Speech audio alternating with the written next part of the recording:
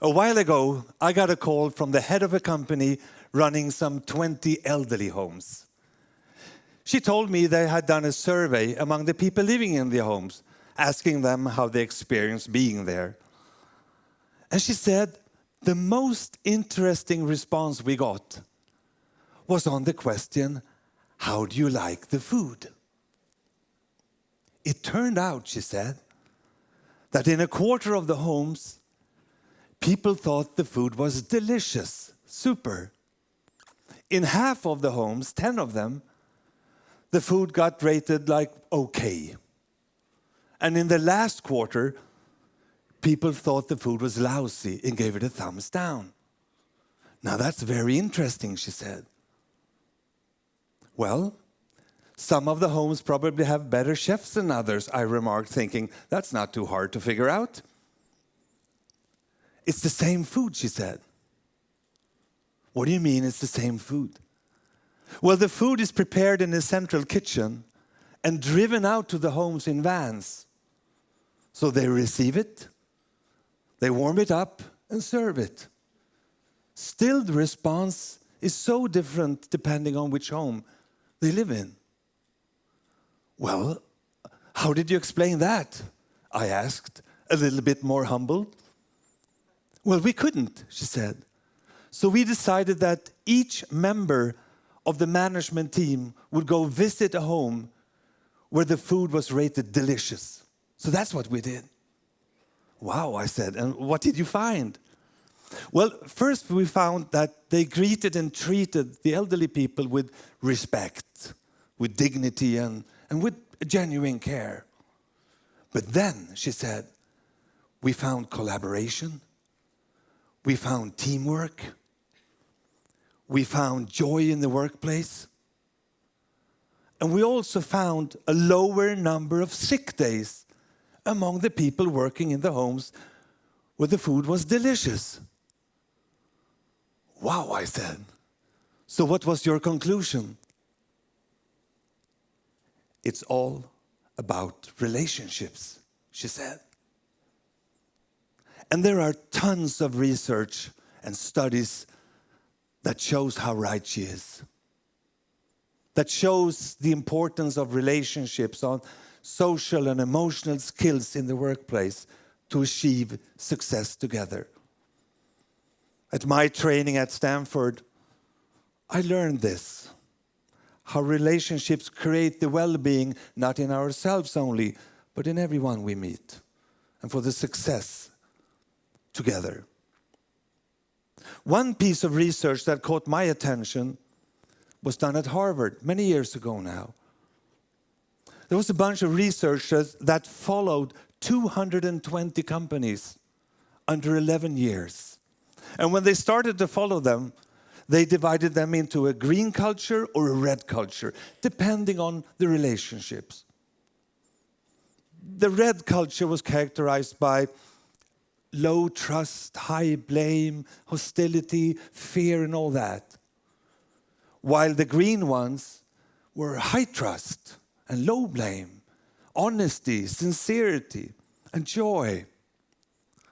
And after 11 years, they wanted to see how they done. And it turned out that the green ones, the green cultures, were 3 times more profitable. The good news is that we are all capable of training our relationship muscle. Listen, you know what I've been doing for the last 20 years?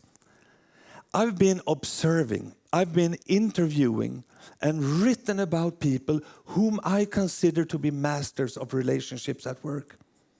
I've studied them to see how they think and how they kind of work. And I found something they have in common. They have a relational mindset. They have a welcoming, inclusive, and open mindset. When I digged a little bit deeper, I found 7 characteristics that they have in common, that we all can learn from.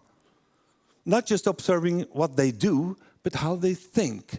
Because then we can use that thinking in all situations that we encounter. So I want to share those 7 with you. The first one is service over selfishness. These people are servants. And service for these people is not being a slave or a doormat.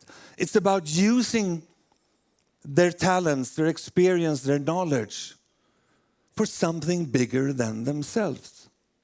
They don't think, what's in it for me? Rather, what's in it for us? Or what's in it for them? They are servant leaders. They go to work to serve their people so they can serve their customers. So by thinking how we can contribute to a relationship, they will become much stronger. The next characteristic or choice I found is wholeness over parts. They seem to see a bigger picture. They see how things are interconnected, that they are part of an ecosystem, that there are many things that needs to be in place in order to get something done. Take a doctor.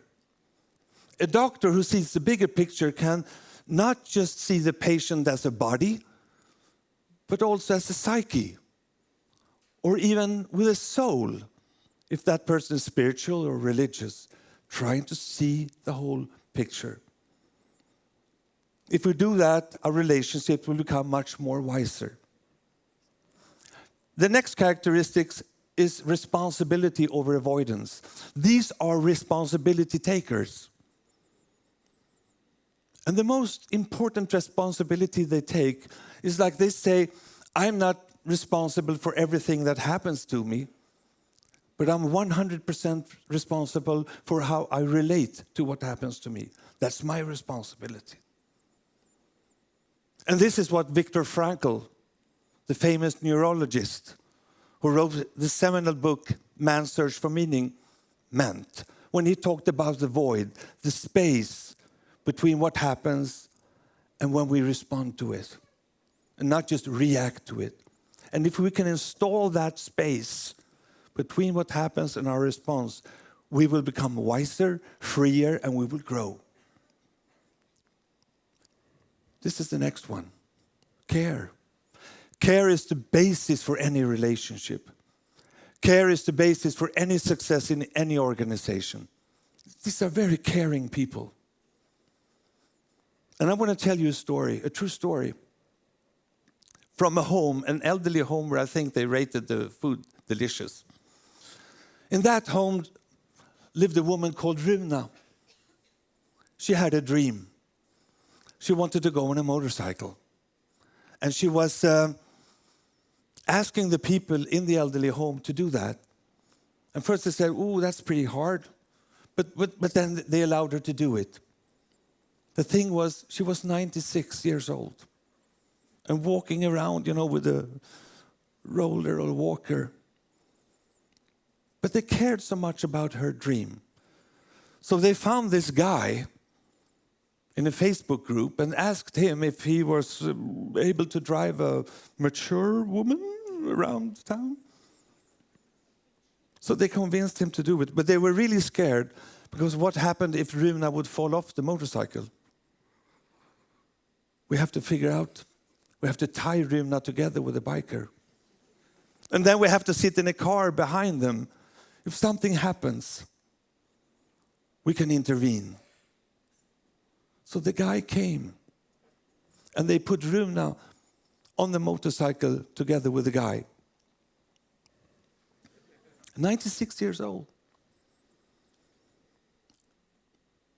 And the last thing they heard Runa telling the guy was, let's get out of here.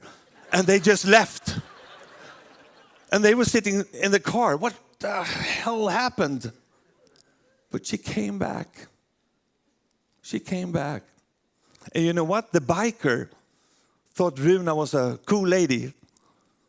So he came to visit her every 2 weeks. Just to, as he said, check on Runa a bit. And that he did for 3.5 months. Then she passed away with her motorcycle tour in her heart. How caring is that? So if we put care, if we think of small kinds of small acts of kindness in our relationships that will make all the difference. They're not small. They're often very big.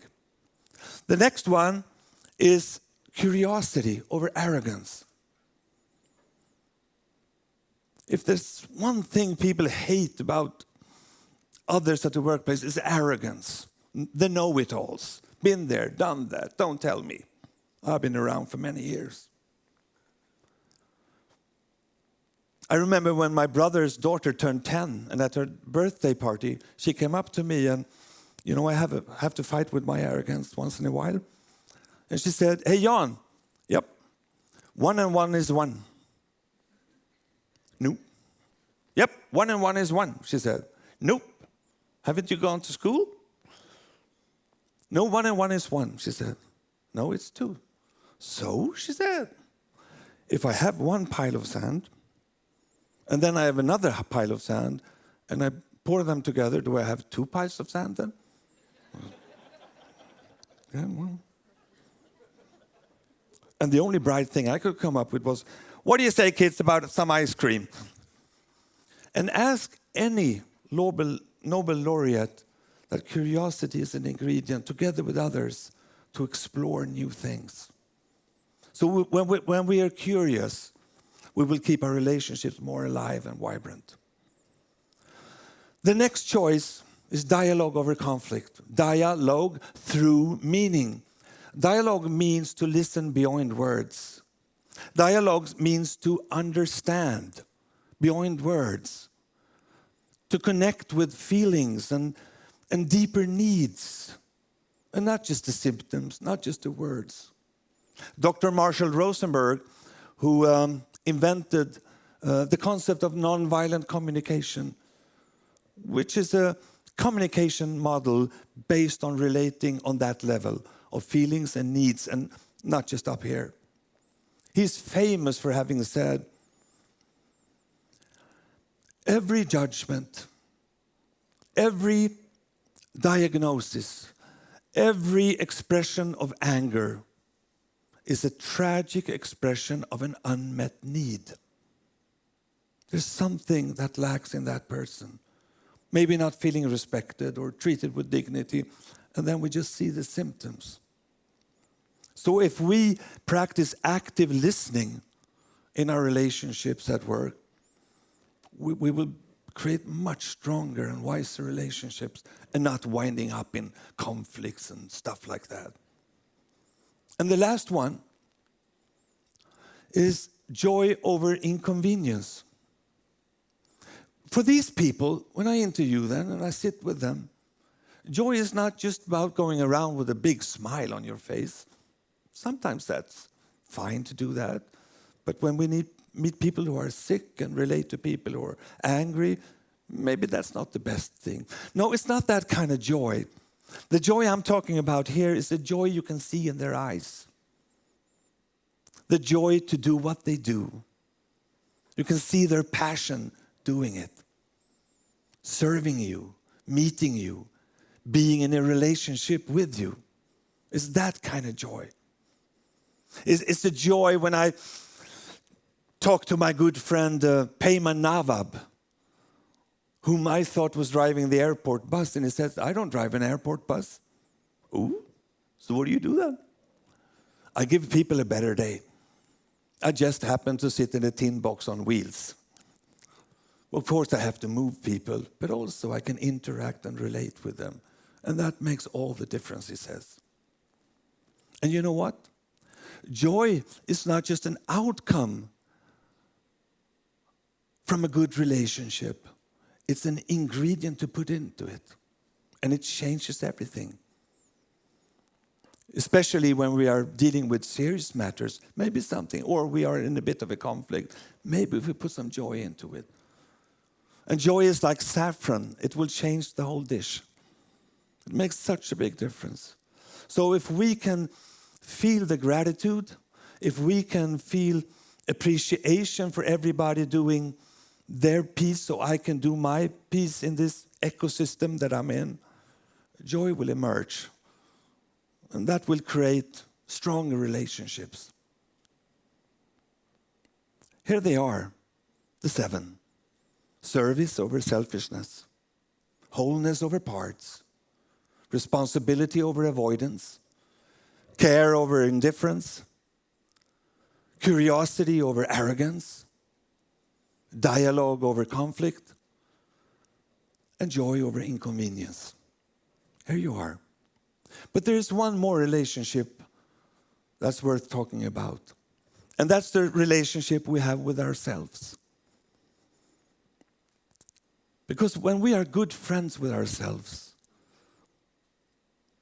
when we like ourselves, we like our own company, this strange creature we are to live with every second of our life, that didn't choose to come here, didn't choose his or her parents, or upbringing, or genes, trying to find a way to live a decent life.